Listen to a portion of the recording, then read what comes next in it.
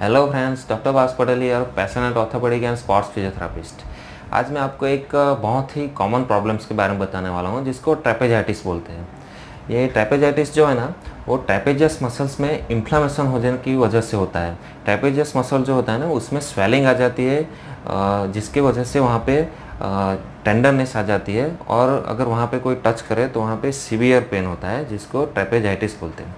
तो ये ट्रेपेजाइटिस जो है ना, उसको उसमें जो मसल्स इन्वॉल्व होते हैं जिसको ट्रेपेजियस बोलते हैं। जैसे कि आपको फिगर में दिख रहा है, ट्रेपेजियस मसल जो है ना, वो ट्रेपेजॉइड शेप में है, इसलिए इसको ट्रेपेजाइटिस बोलते हैं। इसके 3 पार्ट है, अपर पार्ट, मिडल पार्ट और लोअर पार्ट। ये इनमें से कोई भी मसल्स, कोई भी पार्ट में अगर इन्फ्लामेशन हो तो ये ट्रेपेजाइटिस हो सकता है। ठीक है, ज़्यादातर इसमें ये अपर का पार्ट जो होता है वो ज़्यादा इन्वॉल्व होता है, ये पकड़ जाता है। किन किन केसों में मिडल पार्ट और लोअर पार्ट भी पकड़ जाता है। ठीक है, तो ये बहुत ही कॉमन प्रॉब्लम्स है। वैसे तो कोई, अगर आपके ये मसल्स पकड़ गए हो, अगर रात को अच्छी नींद ली हो तो दूसरे सुबह आपको ये अच्छा भी हो जाता है। पर कोई कोई प्रोफेशंस ऐसे होते हैं जिसमें ये प्रॉब्लम्स आपको बहुत लॉन्ग ड्यूरेशन तक भी रहती है। अभी ये कौन से प्रोफेशन है वो मैं आपको बाद में बताता हूँ। ठीक है, तो पहले जानते हैं कि इसकी और साइंस एंड सिम्टम्स क्या है। तो यहाँ पे ये जो पीछे के, जैसे कि आपको बताया, upper part, middle part, lower part, इसमें से कहीं भी आपको बहुत से एरिया में ट्रिगर पॉइंट भी हो सकते हैं कि कहीं भी ऐसे बहुत से एरिया हो जहाँ पे आपको टच करो तो वहाँ पे इंटेंस सीवियर पेन होता है। ठीक है, फिर ये ट्रेपेजियस मसल जो है ना, वो वहाँ पे स्टिफ हो जाता है, टाइट हो जाता है, जिसकी वजह से यहाँ से जो भी नर्व्स जाती हो ना, नस, तो वो भी अगर वहाँ पे पिंच हो रही हो, दब हो रही हो, तो आपको आर्म्स में, फोर आर्म्स में या हैंड में भी आपको रेडिएटिंग पेन हो सकता है। फिर वहाँ पे आपको स्पाजम हो सकता है, मतलब कि कभी कभी मसल्स के इनवॉलंटरी कॉन्ट्रैक्शन हो जाने की वजह से आपको थोड़ा वहाँ पे दर्द होता रहता है, वैसे बोरिंग पेन होता रहता है। तो ये हो गए इसके साइंस एंड सिम्टम्स। अब ये किन लोगों में होने के चांसेस रहते हैं, ऐसे कौन से प्रोफेशंस है, ऐसी कौन सी एक्टिविटी है, कौन से स्पोर्ट्स है जिसमें ये होने के चांसेस रहते हैं। वैसे तो ये बहुत कॉमन प्रॉब्लम्स है और आप सब लोगों ने इसको जाना, आप सब लोगों को ये कभी कभी हुआ भी होगा और अच्छे भी हो गया होगा। ठीक है, तो जैसे कि जो लोग कंप्यूटर यूज़ करते हैं, कंप्यूटर मतलब जो आईटी से रिलेटेड है, वो लोग को कंप्यूटर लंबे ड्यूरेशन तक यूज़ करना होता है, तो एक ही पोजीशन में वो लोग ऐसे हेड को रखते हैं, तो उन लोगों में भी ये ट्रेपेजियस मसल स्टिफ हो जाते हैं और उन लोगों में हो सकता है। फिर जो लोग ज़्यादा मोबाइल का यूज़ करते हैं, तो ऐसे नीचे सिर रख के अगर जो ज़्यादा यूज़ करते हैं ना, तो उन लोगों में क्या होता है, ये आगे के जो मसल्स होते हैं ना, वो टाइट हो जाते हैं, और पीछे के जो मसल्स होते हैं वो स्ट्रेच होने लगते हैं। तो उन लोगों में ऐसे फॉरवर्ड हेड होने के भी चांसेस रहते हैं और ये ट्रेपेजाइटिस हो जाता है। ये स्टूडेंट में भी बहुत कम है, स्टूडेंट में भी ऐसे नीचे से रख के ज़्यादा लिखना पड़ता हो तो उन लोगों में भी होने के चांसेस है। फिर जो डायमंड वर्कर्स होते हैं ना, जो हीरे में वर्क कर रहे हैं, तो उन लोगों में भी ऐसे नीचे से रख के ज़्यादा वर्क करना पड़े तो उन लोगों में भी होने के चांसेस रहते हैं। फिर जो ड्राइवर होते हैं ना, जो ड्राइविंग लॉन्ग ड्यूरेशन का जो ड्राइविंग करता है ना, तो उन लोगों में भी ये होने के चांसेस रहते हैं। फिर स्पोर्ट्स में बहुत सी स्पोर्ट्स ऐसी है जिसमें अगर हेड की रिपीटेटिव मूवमेंट करनी पड़े तो उन लोगों में भी होने के चांसेस रहते हैं। जैसे कि क्रिकेटर्स है, उसमें फील्डिंग करते वक्त अगर हेड की सडन ऐसे मूवमेंट करनी पड़े, ऐसे ऐसे, तो उन लोगों में भी ये हो सकता है। टेनिस प्लेयर्स है जिसमें शॉट मारते वक्त अगर हेड की सडन मूवमेंट करने पड़ते हैं, उन लोगों में एक्यूट ट्रेपेजाइटिस हो सकता है। मैं आपको ट्रेपेजाइटिस में हेल्पफुल बहुत ही बेसिक एक्सरसाइज दिखाता हूँ, जो आपको रेगुलर बेसिस पे आप करोगे तो आपको दर्द में बहुत ही फ़ायदा रहेगा। तो पहली एक्सरसाइज है आइसोमेट्रिक नेक।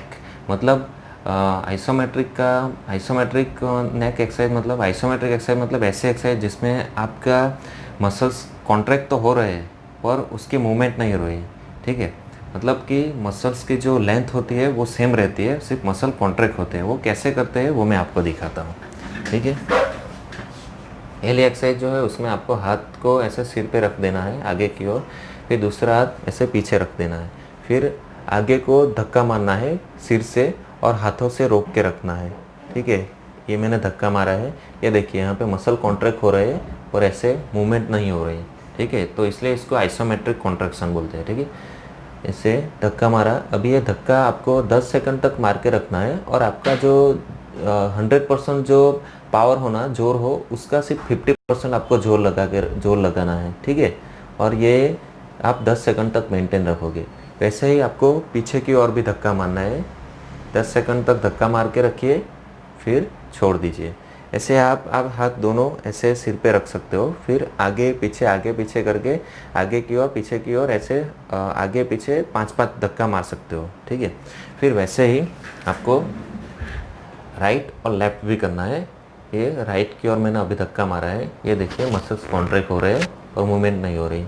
ये भी मैं 10 सेकंड तक धक्का मेंटेन रखूँगा, फिर छोड़ देना। वैसे ही लेफ़्ट साइड, वैसे राइट और लेफ़्ट आप 5-5 बार धक्का मार सकते हो, ठीक है।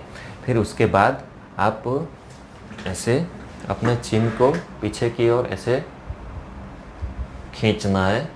ऐसा आप 5 सेकंड तक मेंटेन रखोगे, फिर छोड़ दीजिए। वैसे आपको 5 रिपीटेशन करने हैं, ठीक है। फिर आप ऐसे शोल्डर को ऐसे ऊपर करना है। ऐसा आप 5 सेकंड तक मेंटेन रखोगे, फिर छोड़ दीजिए। फिर से ऐसा कीजिए, फिर छोड़ दीजिए। इसके भी आपको 5 रिपीटेशन करने हैं, ठीक है। फिर आपको हेड की ऐसे सिर की क्लॉकवाइज मूवमेंट करनी है। ऐसा आप 10 बार कर सकते हो, ठीक है। वैसा ही एंटी क्लॉक भी करना है, इसके भी आपको 10 रिपीटेशन करने हैं, ठीक है। फिर ऐसे आपको हाथ को रखना है और अपने शोल्डर ब्लेड जो है ना पीछे को ऐसे पीछे खींचना है। ऐसा आप 10 सेकंड तक मेंटेन रखोगे, फिर छोड़ दीजिए। फिर से ऐसा कीजिए, फिर छोड़ दीजिए। इसके भी आपको 5 रिपीटेशन करने हैं, ठीक है। ये सब हो जाए उसके बाद आप मसल्स को थोड़ा स्ट्रेच कर दीजिए। इसमें आप ऐसा एक बेल्ट का इस्तेमाल कर सकते हो। अगर बेल्ट ना हो तो घर में आप फीमेल्स के दुपट्टे का भी यूज़ कर सकते हो। ऐसे इसको मैं शोल्डर पे ऐसे रख दूंगा, ठीक है। फिर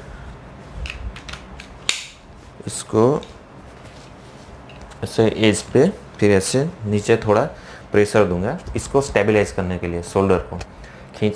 फिर ये हाथ को ऐसे रखूँगा, फिर इसको खींचना है। ऐसा आपको 30 सेकंड्स तक, आधे मिनट तक खींच के रखना है,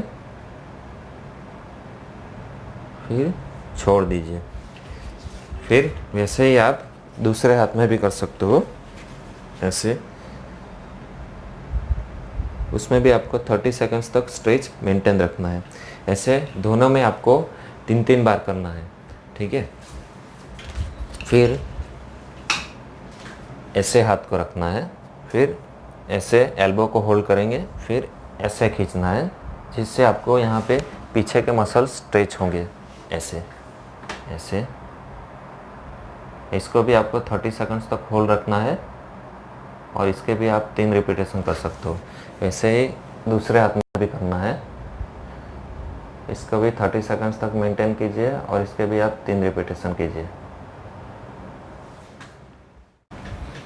आशा है कि आपको इन्फॉर्मेशन पसंद आई होगी, और अगर पसंद आई हो तो वीडियो को लाइक कर दीजिए और ऐसे ही इन्फॉर्मेशन फ्यूचर में पाने के लिए चैनल को सब्सक्राइब कर दीजिए और रेगुलर अपडेट्स पाने के लिए नोटिफिकेशन को ऑन कर दीजिए। Thank you.